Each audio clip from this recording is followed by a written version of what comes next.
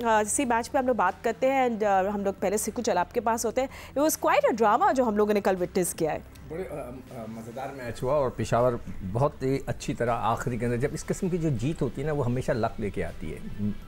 मतलब ये मेरा एक अंदाज़ा है कि जिस तरह पेशावर जीता, उसने कल एक तो 4 चेंजेस की टीम के अंदर ना, कॉडमोर को ड्रॉप किया, जीशान को, आमिर जमाल को, एक वकाल लड़का जो उसको ड्रॉप किया। उन्होंने 4 चेंजेस किए, उन चेंजेस से बड़ा फ़र्क आया। मगर जो सारे मैच का जो ओवर था ना वो 17th ओवर था, जो कि आरिफ का जो था, याकूब का आखिरी ओवर था। पहले बॉल पे उन्होंने विकेट ली, फिर उन्होंने सेकंड बॉल पे उन्होंने विकेट ली, थर्ड और फोर्थ बॉल पे उनको 2 छक्के लगे। उसामा मीर ने मारे थे।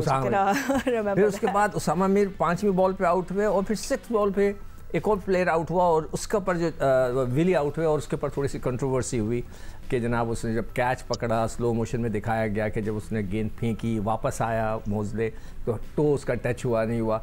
जो बेनिफिट ऑफ डाउट था, लोगों का ख्याल है, जो मैं पढ़ रहा हूँ, लोग ज़रा अपसेट हैं इस बात पे कि जी वो बैट्समैन को जाना चाहिए था। उमूमन बैट्समैन को जाता है, फील्डिंग साइड को नहीं जाता। ये एक ये मुल्तान सुल्तान के फैंस बेसिकली बहुत अपसेट हैं इस बारे में। दूसरी चीज़ जो इस वक्त सब जो बाहर के लोग, हमारे पड़ोस और दाएं बाएं के जो ममालिक के जो लोग देखते हैं मैच, वो पाकिस्तानी फील्डिंग का मजाक उड़ा रहे हैं।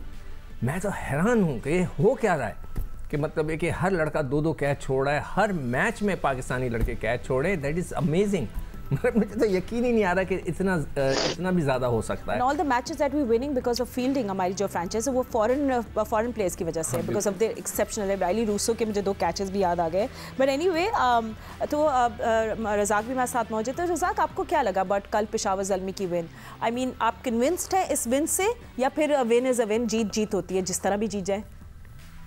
मेरी बात यह है कि अच्छी क्रिकेट हो रही है और देखे पेशावर ज़ल्मी ने टॉस जीत के पहले बैटिंग करने का फैसला किया और सरप्राइज था, और जिस तरह उन्होंने टोटल कर दिया बड़ा डिसेंट टोटल था। मैं समझता हूं 15 रन उनके ज्यादा थे। अगर 15 रन कम होते तो ये मैच हार जाते, क्योंकि हर पिच की अपनी एक टारगेट सेट होता है कि यहाँ पे कितना टोटल आप डिफेंड कर सकते हैं या चेस कर सकते हैं। तो पेशावर ज़ल्मी ने टॉस जीत के पहले जो बैटिंग करने का फैसला बड़ा अच्छा किया और थ्रू और देखे ओवरऑल मिलान की तरफ से एक 50 नजर आई है। बाकी थोड़ी थोड़ी कंट्रीब्यूशन है, जिस तरह इफ्तिखार आखिरी ओवर में आए और जिस तरह वो मैच क्रीज ले चुके थे और 2 बॉलों में 6 रन था, उसमें चांसेस ज्यादा बैटिंग के होते हैं कि ये एक लगी तो अब छक्का लगता हो, ये पेशावर मैच आ सकते थे। लकी रहे ये पेशावर, ये मैच पहले तो जीत रहे थे, फिर हार रहे थे, फिर जीत गए। तो ये मजा आता है ऐसी क्रिकेट देखने का। और ऐसी क्रिकेट नहीं होनी चाहिए कि यार एक टीम 200 कर रही है तो वो चेज कर रही है। पिछले साल हमने देखा है टीम ने 255 रन किए, वो भी चेज हो गया, 235 चेज हो गया। तो ये जो क्रिकेट है वो ठीक नहीं। ये क्रिकेट है, ऐसी पिचेज ही होनी चाहिए जिसमें बॉलर्स के लिए भी मूवमेंट हो, स्पिनर के लिए भी हो और बैटिंग के लिए भी उनको पूरी टाइमिंग के साथ रन करने का मौका मिले। ये नहीं कि स्लो डेड पिचों पे आप जिस तरह मर्जी घुमाई जाए, चौके छक्के लग रहे हैं। तो ये अच्छी क्रिकेट हो रही है मुल्तान। गुड टू सी कि पिच पे फ्लेवर है for both the batters and the bowlers. And कायनात, आई थिंक जो एज अ फैन मुझे लग रहा था इफ्तिखार अगर थोड़ी देर और रहते, कुछ ही मिनट और, वो गेम को पूरा रैप अप कर देते। But again luck was not on this side और पेशावर ज़ल्मी ने वही अगेन अपनी नर्व्स को हैंडल किया बहुत अच्छी तरह। बिल्कुल ऐसा ही था। इफ्तिखार वो सिर्फ एक बॉल पे जो छक्का लगा देते थे वहीं पर ही गेम खत्म हो जाता। और उन्हीं से ही उम्मीदें थी आखिरी में, because he is that impact player जो आखिरी में एज अ गेम फिनिशर हमारे पास सामने पहले भी आए हैं डोमेस्टिकली स्पेशली।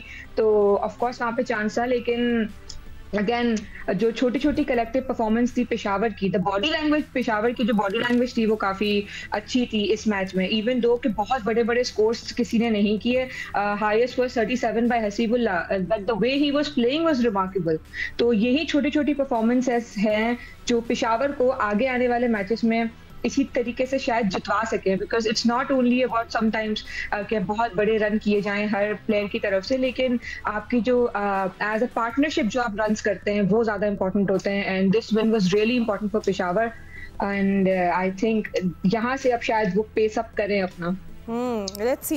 देखिए अभी भी मुल्तान ऑन टॉप है। यानी ल्यूक वुड जो थे, he was a top pick of the bowlers, but you know yeah it's all about taking wickets timely wickets, और एग्जैक्टली वही किया पेशावर ने। तो आई थिंक उनका कॉन्फिडेंस अभी थोड़ा बेहतर हो गया, उनका अकाउंट खुल गया है and they hoping to win this matches. बहुत कुछ उन्हें अब देखते हैं कि अब वो आगे वाले गेम्स में चेंजेस करेंगे या नहीं, but then again yes, timely wickets was the key yesterday for them. सबसे पहले तो फातिमा सिकंदर बख्श साहब को बहुत बहुत मुबारक हो। और उनका कहना यह था कि एडवांटेज मिल रहा है मुल्तान सुल्तान को, वो कल उनके लिए डिसएडवांटेज हो गया। चौथा मैच वो जीत नहीं सके, जीत सकते थे बट आखिर में अपने नर्व्स को कंट्रोल किया पेशावर ज़ल्मी की टीम ने और पहली मच नीडेड विक्ट्री जिसकी उनको अशद जरूरत थी वो हासिल करने में कामयाब हुए और उन्होंने अपने आप को इस टूर्नामेंट में अलाइव रखा है। ऑन द अदर साइड अगर हम बात करते हैं तो जिस तरह रजाक ने कहा कि बिल्कुल ऐसा लग रहा था कि बिल्कुल वन साइडेड टूर्नामेंट हो रहा है, लेकिन कल मुल्तान की टीम जो है वो हार गई और रिजवान कल लंबी इनिंग नहीं खेल सके। लेकिन पेशावर ज़ल्मी की जो परफॉर्मेंस है फातिमा, पहले जो उनके 3 बैटर हैं जिसमें इंक्लूडिंग कैप्टन बाबर आजम, कल उन्होंने 26 पे 31 किए बट आप देखिए कि कल जिस तरह स्कोर बोर्ड को चलाया है हसीबुल्ला ने, कल उनको बैटिंग ऑर्डर में प्रमोट किया गया। न्यूजीलैंड में उन्होंने पाकिस्तान के लिए इंटरनेशनल डेब्यू किया था, बड़े ही प्रॉमिसिंग बैट्समैन है बट वही प्रॉब्लम है जो हारिस रऊफ का है, ऐसा लगता है कि मोहम्मद हारिस का भी वही प्रॉब्लम है। कॉन्फिडेंस की शिद्दत के साथ उनमें कमी दिखाई दे रही है। 19 गेंदों पर 19 रन बनाने के बाद कल वो आउट हुए हैं और हसीबुल्ला की जो 37 रन की बारी थी उसने पेशावर ज़ल्मी को इस मैच में टेक ऑफ करने में बहुत मदद फराहम की।